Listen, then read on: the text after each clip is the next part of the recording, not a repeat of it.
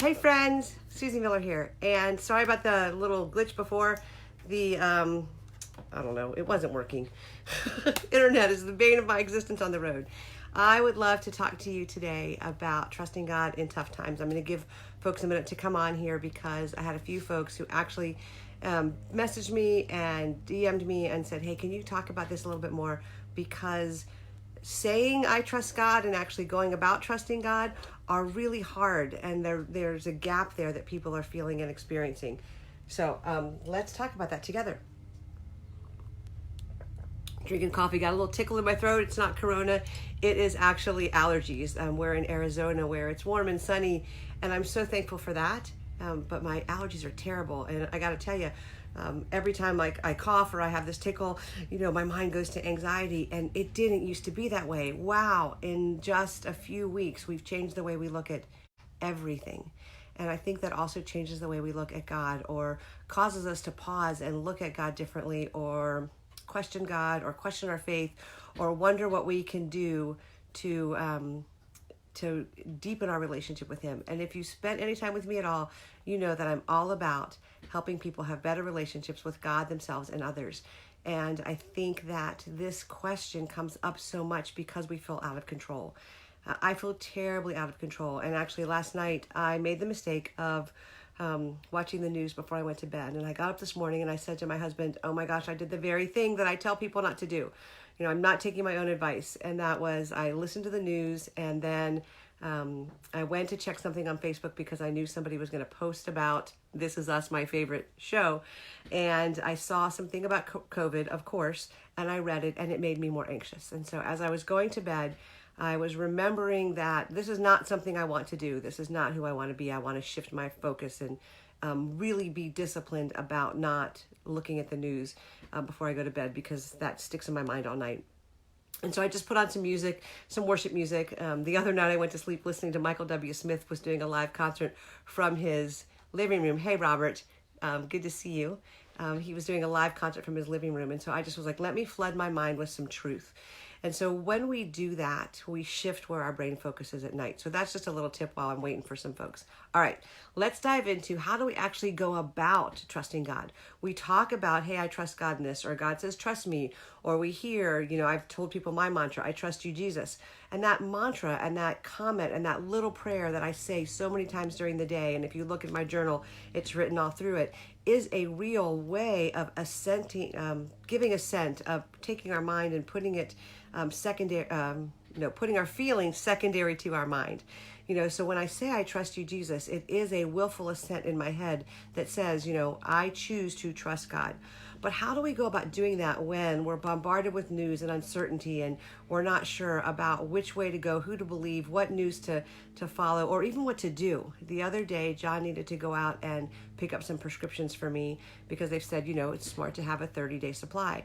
And I, because I'm high risk with some lung issues and immune issues, have not gone out of the house except for a walk in the outside, but have not gone into the outside world I think we're working on 2 weeks now. But I know that in that moment of him going to the pharmacy, I had this fear of, what if he encounters somebody? What if he gets sick? What if he brings it in here? And I know that's been a worry for him. And in that moment, I had to pause and stop. And I use these 2 tips that I'm going to tell you now. First, I think we have to tell God exactly what's going on. In Psalm 62:8, it says, pour out your heart before Him. Trust in the Lord. I'm going to read this to you exactly. Trust in Him at all times, O people. Pour out your heart before Him. God is our refuge. And so for me to take refuge in God means I got to tell Him what's going on inside of me. And if you saw me during the day, you'd see me having these conversations. Sometimes I look up. Sometimes I'm waving my hands talking to God.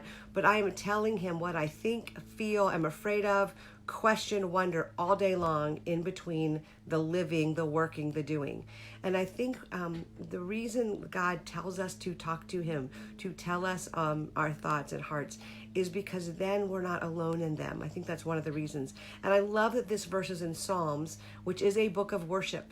It is in the scriptures a book of worship, which means that it is worshipful for us to tell God what we think and feel. And I love that, because sometimes we get all caught up in worship has to look all proper, or singing the right songs, or, praying the right prayer. And sometimes my worship of God is, I don't get this. I don't know what's going on. God, I'm afraid. I'm worried about, my kiddos who are living on their own and all grown up and aren't here and aren't in my house where I can control them and make sure they're doing all the things that I think they should be doing to stay safe. And God, that worries me. And God, I'm having trouble trusting you. And God, I'm afraid that my husband's going to get coughed on, and all the crazy things that come in our head. I don't know what yours are. They could be, I'm worried about my business. I mean, that has come to me too. I'm worried about the economy. I'm worried about fill in the blank. And what I love about this verse is God says, telling him what we think and feel is worship. He wants us to, he invites us to tell him what he said, what we feel, what we think, what we're afraid of, what we're questioning. Like, where are you in all this, God? I don't understand. That is my prayer so often, because I don't understand. But what I do know is that God can handle whatever we bring to him. And he asks us to pour out our heart before him. And so, when I have time with the Lord in the morning, when I'm studying and doing that, that is one time. But throughout my day, when I am walking by the way, making dinner, washing dishes, working with clients, on my walk outside to get sanity, I am talking to God. One of my recent ones is, hey, I live in a tiny house. John and I live in 340 square feet, and it is a lot of together time. And getting outside is huge for us. And we live in this beautiful part of the country, which was part of why we did this, so we could see beautiful parts of the country. But the allergies are off the charts, right? So I look at the allergies, they're in the red zone. My doctor says stay inside when they're in the red zone, because that could cause, congestion and breathing, and I have these lung issues. And I'm looking at God going, how can the allergies be bad on top of being stuck in my house? And I just feel like, if I don't get that out of me, it sits in here and it simmers and it makes me frustrated and it makes me question. And I just want to invite us to be honest with God, because God can handle our questions. Now, honestly, he didn't change the allergy count. I woke up the next day and it was still high. And so part of our conversation with God is also willing to trust that God is bigger than we are. We need to tuck ourselves, I'm drinking my coffee here, tuck ourselves up under him. God is a refuge for us. We can tuck ourselves up under God's wings. I talk about, like, my son who's big, almost 6 feet, and sometimes when he's struggling, he'll come and he'll put his head on my shoulder and he'll go, hi, Mama. And I always know that's kind of code for I need to talk about something, or life is hard, and I just kind of love on him a minute or two and let him go, because he's a grown man. But I know that's kind of code for I'm feeling like the world is big for me. Can you be a safe place for me right now? And I think that's what God is doing for us. God is offering us for him to be our refuge. And part of the way God is our refuge, and we come and tuck ourselves up under God's strength and provision and sovereignty, is we tell him exactly what we're thinking and feeling. There is nothing we can say to God that he can't handle. There's nothing we can tell God about what we think and feel and are afraid of, even our questions about God, that will change the way he loves us and delights in us. And if you're a parent, you know exactly what I'm talking about. I learned more about God's love for me by becoming a mama, because my kids could do, say, be anything, even their worst, ugliest selves, and they were still mine. They were still my kiddos, and I love them. And that's how God is thinking about and loving you. And as my friend John Hewlin just said, yes, he already knows. He knows what you're thinking anyway. My spiritual mentor talks to me a lot about this. He says, Susie, just hold open your hands to God and say, this isn't a surprise to you. We've been here before. Here I am again, Lord, with my questions, with my thoughts, with my ponderings, and I bring them to you. And folks, God calls that an act of worship. Okay, so first thing I want to invite you to do is tell God how you think, feel, ask question all day long. I would invite you for one day just to try it. Just to try. Every time that thought comes to your head, or a question that you look up at God and you go, Lord, I don't know, or I'm frustrated with, or help me here because I don't know how to handle this, or I'm wondering about fresh vegetables today. Is it safe to go to the store? I have all these questions. And have your life be an ongoing dialogue with God. That will begin to change your countenance. And I promise you will feel his presence in powerful ways. The second thing that I'm going to ask you to do today is be thankful. Part of trusting God is being thankful. And man, that is hard. I'm going to go back to my allergy story. It seems so small, but for me, in my tiny little space, I walk up and down our hallway here because I can't really go outside but for a few minutes because of the whole allergy thing. So what I had to do was go, okay, how can I be thankful in this? Because God says in 1 Thessalonians 5:18 for us to be thankful in all things. Okay, so I paused and went, okay, well, I'm thankful that it's sunny. I'm thankful that there's beautiful trees outside my window. I'm thankful they're going to provide shelter and shade for XYZ. And I was pulling thankfulness like from the bottom of the barrel. What could I find to be thankful for? Because God says to be thankful. And sometimes I think we're that little child who kind of sits there all, that little girl, I have loved the story of, she was told to be still and she's sitting still and her fists are tight. And she said, well, I might be sitting still on the outside, but I'm moving around like crazy on the inside. And I think sometimes our thankfulness is like that. We do it out of obedience.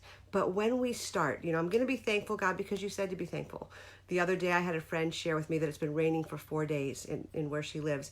And I love the sound of the rain. And I said that to her and she was like, of course, you would find something to be thankful for in a rainy day. And it kind of made me chuckle because I thought, oh, I'm learning a new habit, a habit of thankfulness,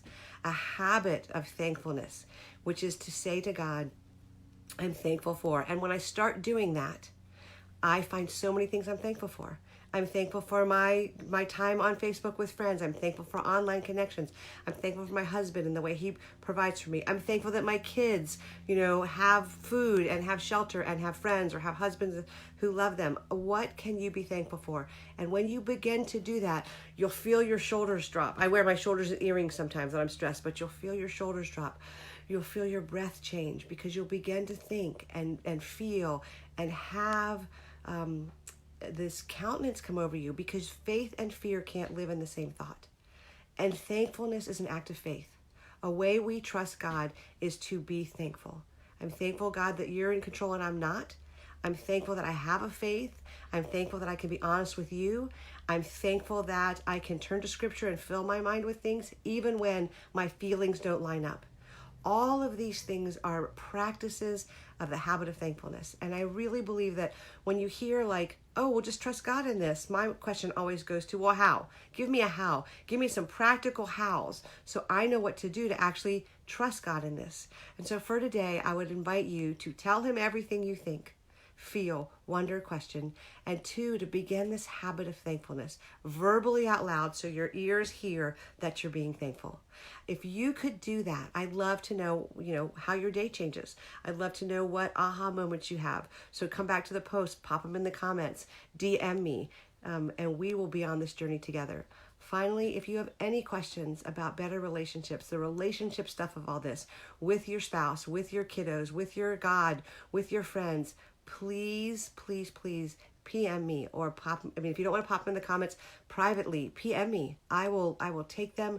I will address them. I don't have all the answers, but here's what I know. If we show up and we go through this together, we will become stronger, more faith-filled, more grounded people. And there are people watching you. There are people looking at how you lead through this. You might not even know that, but they're watching your countenance. They're watching your faith. They're watching your journey. They're watching your positiveness. They're watching your honesty about the struggles. And you are leading people just in the way you're being through this. So let's do this together, folks.